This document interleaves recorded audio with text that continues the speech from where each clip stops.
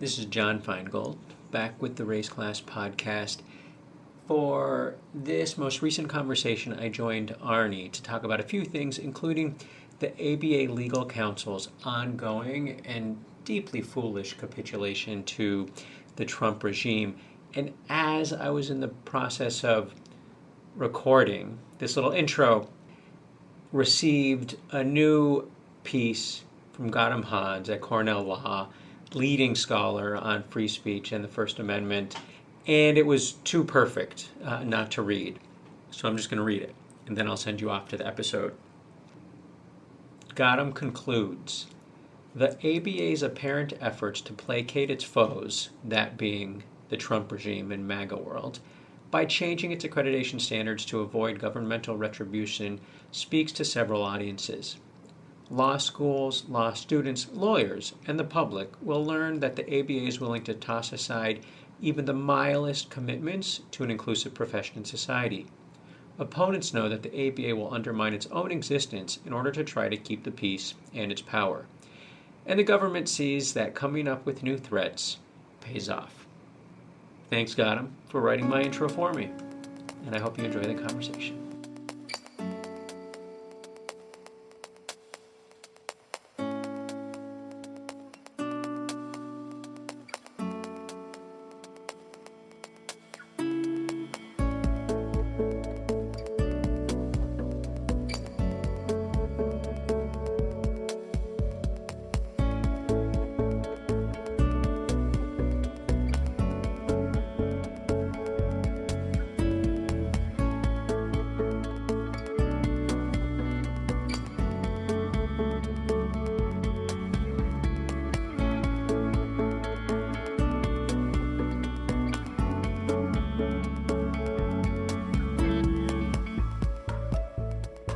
Hi, this is Arnie Arnesen, and this is part 2 of the Thursday edition of The Attitude with Arnie Arnesen, and produced Dave Scott and Stephanie Collins. You know the drill. We're recording on a beautiful beautiful Wednesday morning.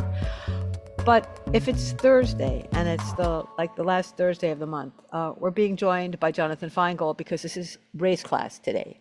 But before I get to race class, Jonathan, there are two things I want to sort of open with that are not related necessarily to race, but I think are both important stories to share, and one that's incredibly emotional. So someone sent me a picture of the Empire State Building, and it was from last night. And it was, the Empire State Building went pink at exactly 9:25 p.m.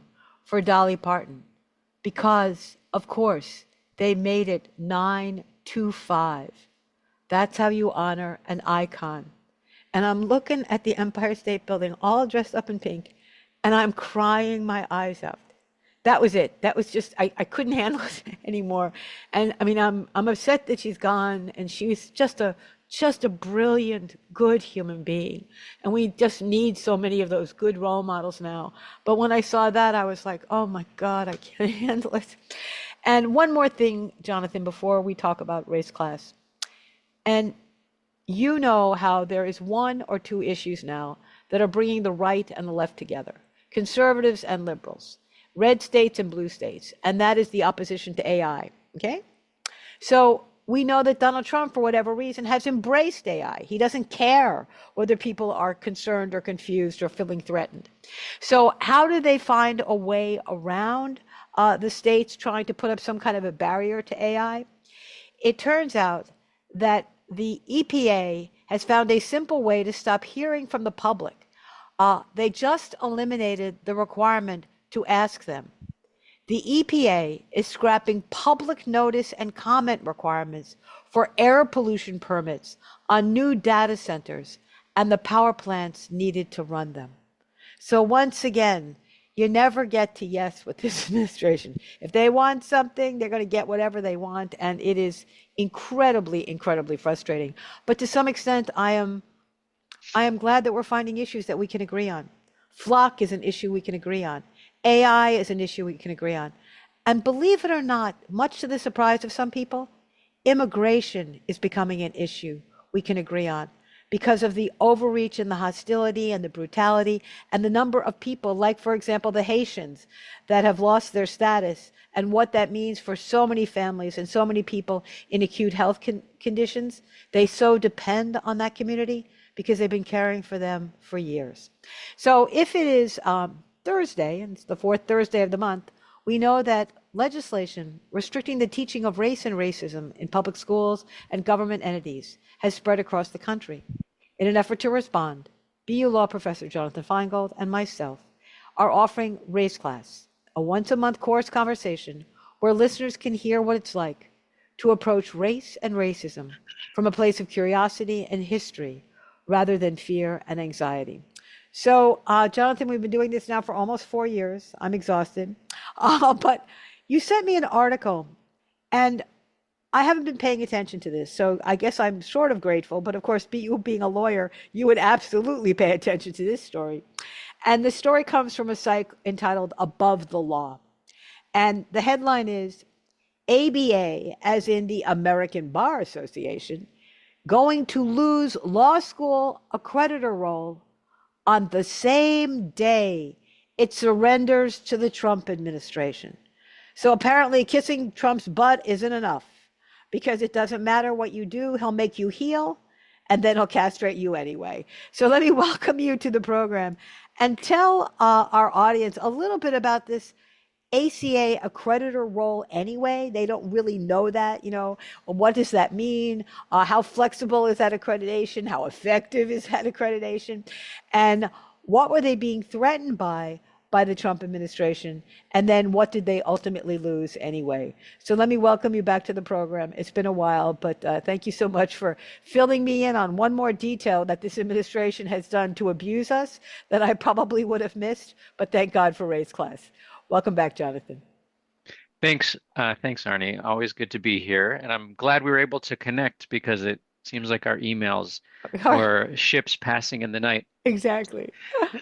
So, and I guess to start, or actually, maybe we can circle back to the point you made at the outset regarding the alignment between what I think I'll just refer to as traditional GOP voters and traditional Democrats, and not use different labels. So I think the labels might get in the Confused. way because one is certainly data centers, in part because data centers, I think, physically represent and manifest the ways in which this new oligarchy class, billionaires, are really just governing via domination, just really to extract everything they can out of our lives, in our communities. And so you see it with these data centers that come in almost always through some anti-democratic means, and it takes the like the electricity, the power, the water, the resources that local communities need. And I think for many people, especially as just the cost of everything gets so unbearable,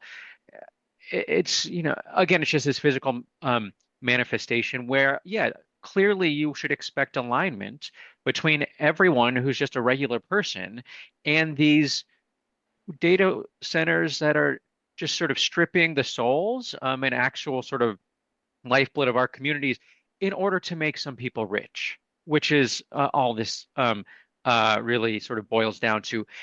And okay, so yes, I'm not going to sort of put it to the side, but I want to connect that with a piece that Jennifer Berkshire, who I know you know, Yeah, because no, I she's been think on the she's air been with on us. Yes, the she's show. been. Yep. She wrote a couple days ago, I think, in The Nation, which is a must read because something that she identifies, and she's really one of the best folks on the education beat. She has for years been following both, and there's a bipartisan dimension to this, though now the Republican Party is just going all in and doubling down over and over again, uh, is the sort of defunding of public education by taking tax dollars, public money, and redirecting it to vouchers, which even Right. you and I discussed the last time we were I here. a million times I discuss it. And one thing that Jennifer points out is that, so I think, since maybe the past 2 years, there have been sort of 30 Democrat or Republican, previously Republican districts that have flipped to Democrats. And in almost every single one of those, the Democratic candidate was running in a pro-public education, anti-voucher posture, which is different than sort of the traditional sort of Obama, sort of Rahm Emanuel style sort of approach to education reform. And and this is happening in places like Texas. And Yeah. there's this really interesting polling that Jennifer points to from the Texas primaries, from some, I think, conservative polling outfit. And I just got to read this. Decades of monitoring Republican primaries in Texas point to a troubling pattern, troubling from their perspective. Colon, historically reliable GOP voters are showing signs of disengagement, either sitting out this cycle or in some cases shifting their partisan affiliation entirely. And so part of what has happened is you had these hardcore sort of pro-privatization voucher folks who entered sort of positions of formal power really as a function of the anti-CRT moral panic and the Moms for Liberty sorts of Right, rise right, right. and use the vilification of and just fear mongering about schools in order to get in the door and then just started pillaging. And what folks like James Tallarico and others around the country who are paying attention to their constituents in historically red and blue districts, particularly rural districts that traditionally vote Republican, is people really care about public schools because that is connected with the economic lifeblood of a community.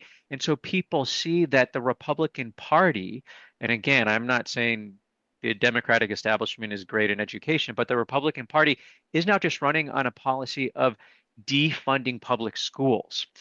And it is this place where there's alignment because anyone who's just a regular person, whatever your, politics with kids, you generally understand the immense value of public schools and that there's a party in power now that is part of this broader anti-democratic, fascistic fervor, wants to kill public institutions like our schools, which is an attack on our kids. Well, and also vouchers are a backdoor way to resegregating our schools. And now we're not just segregating them based on race, we're segregating them based on class, or we're resegregating them based on faith. We're resegregating. I mean, just think about what we are doing. I mean, we're like literally splitting the country apart in these teeny tiny little silos using public dollars in the name of quote education in order to redirect our kids in ways that they will never see each other. They will never learn from each other, that they will be learning different histories. They'll be learning different sciences. I mean, think about it. It's really, really scary. But there's one more thing I want to share with you about Texas, because we've been covering Texas now for almost 15 or 20 years. And this was one of the last states, Republican states, who embraced vouchers, Jonathan. Okay? Everybody else had done it. I mean, Iowa is the perfect sort of prototype of how bad it can get with vouchers. And that's another reason why we're seeing, for the first time, Democrats in what had turned into a very red, reliable state of Iowa are actually gaining traction, in part because of the vouchers. But the story about vouchers is that the most reliable Republican voter in Texas is the rural voter. Okay, that is the most reliable Republican vote.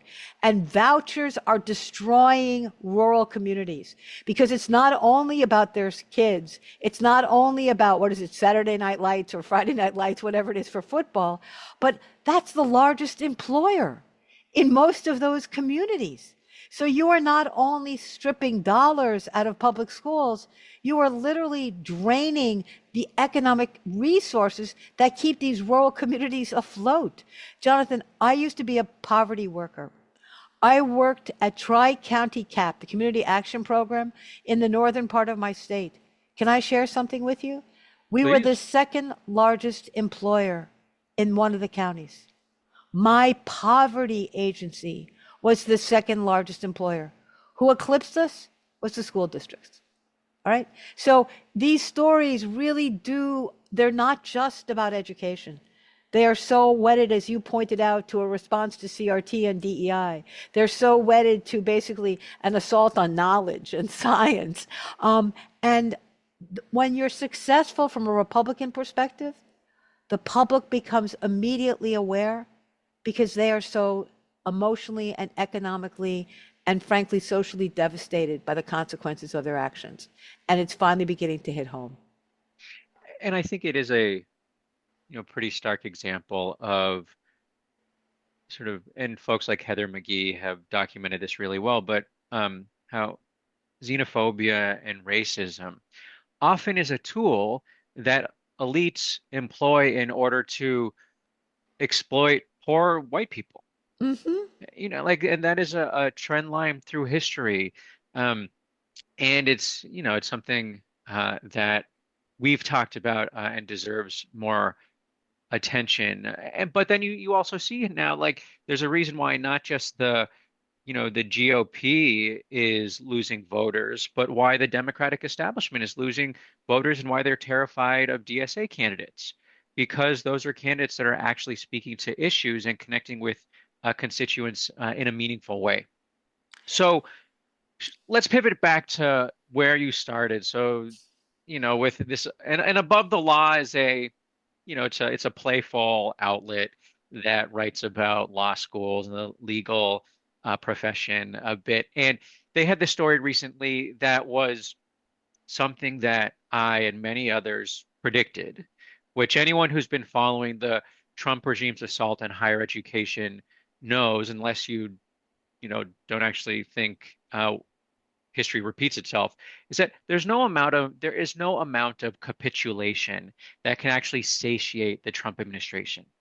Folks like Barbara Arnwine, I always hear in my head, and she just says, "You don't feed the beast." That's Because right. when you That's feed the right. beast, it gets bigger and it gets hungrier. That's Um, right. uh, the executive director of uh, Democracy Forward, Sky Perryman, has another sort of great line, which is the Trump regime knows what to do with weakness.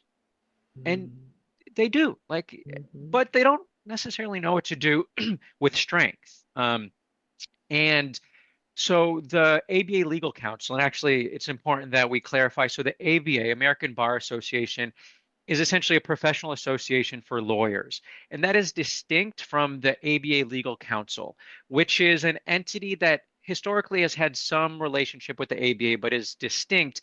And it is the regulator, historically has been the regulator for US law schools. And I think folks, across the spectrum, uh, have different feelings about the ABA Legal Counsel.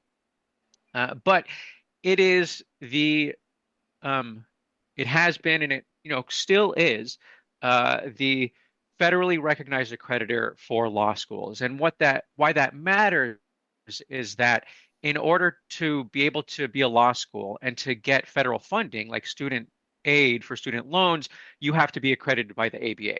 Okay. And so and so and the ABA, it's like, you know in in non non-fascist times, we have the luxury of not having to overly think about accreditation and the ABA and other accreditors.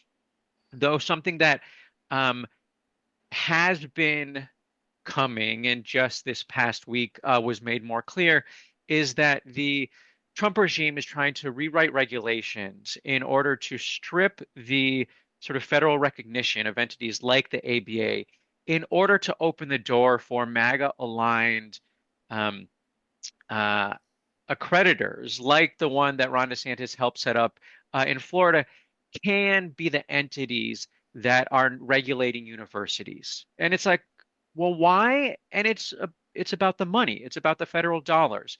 It's because if you control accreditation, then it gives you a way to, in the words of Christopher Rufo, industrialize what has been piecemeal targeted attacks on institutions like Columbia and Harvard by, you know, just saying, school, It's simpler. It's actually it's much simpler. simpler. It's the blanket approach. You don't have to go school by school. You just set up a set of rules that most schools don't want to comply with or can comply with, and therefore you then say, okay, you're not accredited, and bingo, the money disappears. And what I want people to understand is why is race class even discussing this? And I just want to read the opening lines of this very edgy piece. Let me just say it's very Yeah. edgy. I can't believe I'm talking about Above the the bar. law, it's a Yeah, right. playful, edgy outlet. Right. The opening line is, it's almost as if cowardice doesn't pay off. It's how he begins. The American Bar Association's Legal Education Council is expected to vote this afternoon. This was August 21st, to formally scrap the diversity and inclusion standard for law schools. Now I understand why we're having this conversation, Jonathan.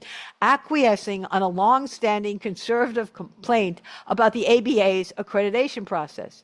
The council already voted to repeal this standard back in May. The House of Delegates declined to concur, but on August 4th, the House voted to let the council do it without them. In return, this is the operative line, everyone. In return for this cowardly backslide, the Department of Education announced, it still exists, the Department of Education? Wait, the Department of Education announced that it's going to yank the ABA's accreditation power anyway. So they made them genuflect, they made them grovel, they made them kiss his butt, and then guess what? It doesn't matter. No matter how low you go, you're not going to be the accreditation service that we're seeking. I mean, it's just, they have to break you, and then they have to own you. So and Oh, I will I oh God. so it gets worse. Oh, It no. the capitulation, just the and so it's also a somewhat more complicated picture because my sense is that there are individuals on the ABA legal counsel who are totally comfortable with the Trump assault in higher education. And certainly not everyone.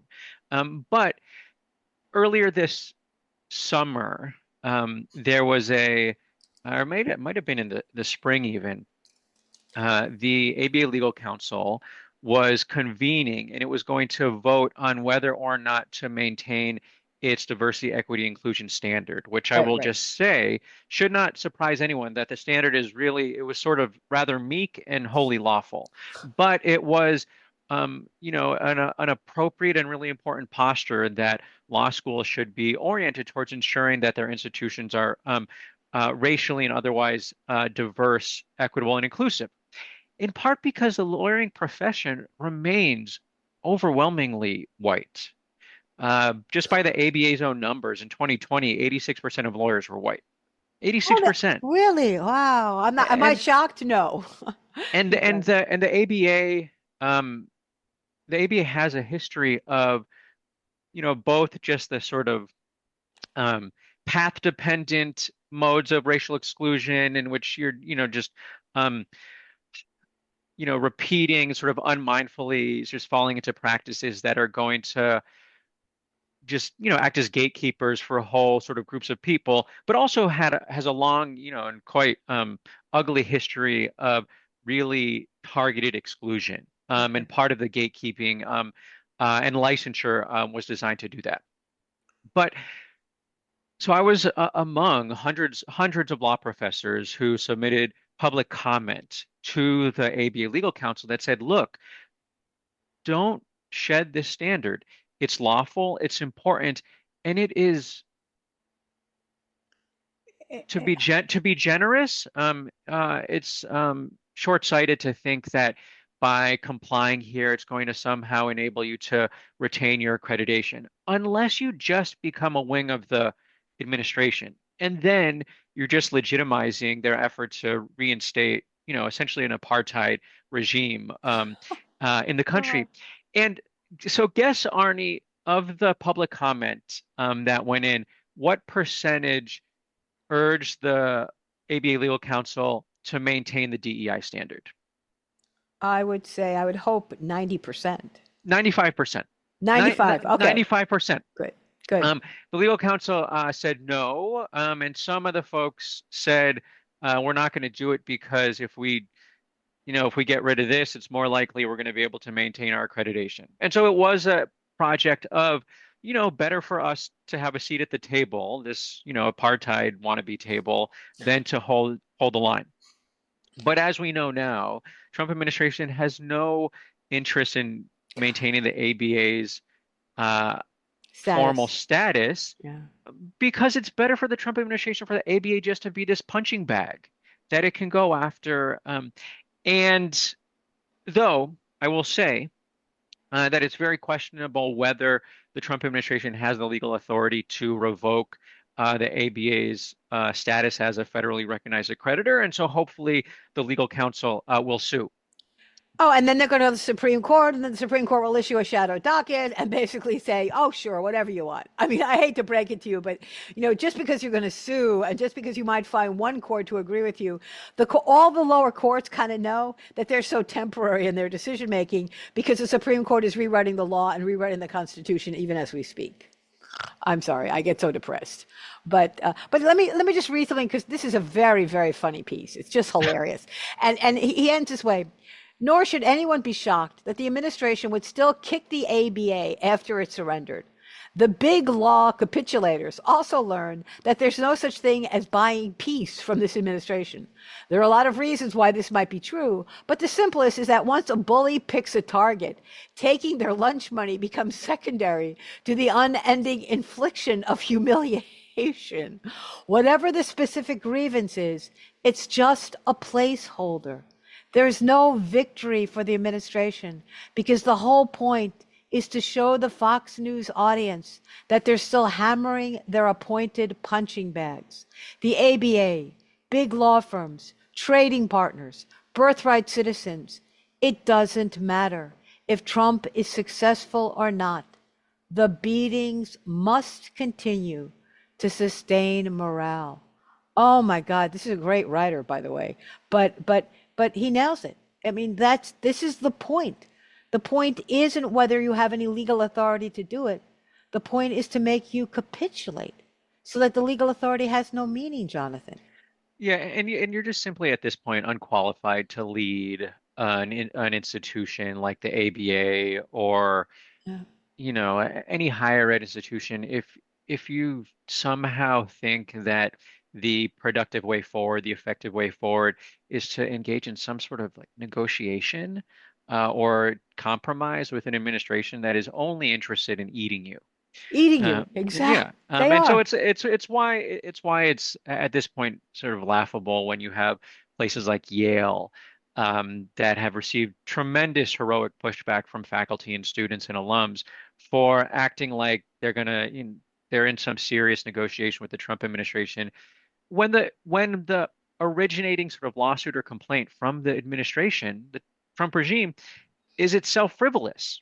Yeah, And I know. so, and last shout out before because I know we have to end is so Thomas Zimmer, has this great sort of blog understates it called Democracy Americana, and he just put out a piece, and I'll just sort of quote his language, and he was just sort of analyzing what sort of the alignment between sort of Trumpism and then the broader sort of MAGA ecosystem, and I think it sort of connects to this. And he says Trump has, this is key, a very clear view of how society should be ordered, how power and status should be distributed, and who should be on the top.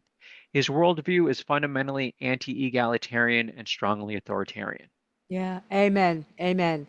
If it is the final Thursday of the month, it must be Race Class, where we teach about race and racism that has been under attack, or maybe it's been supported now by government entities across the country. Thank you, Jonathan Feingold, so much for doing this. We will talk to you next month. Thanks, Arnie.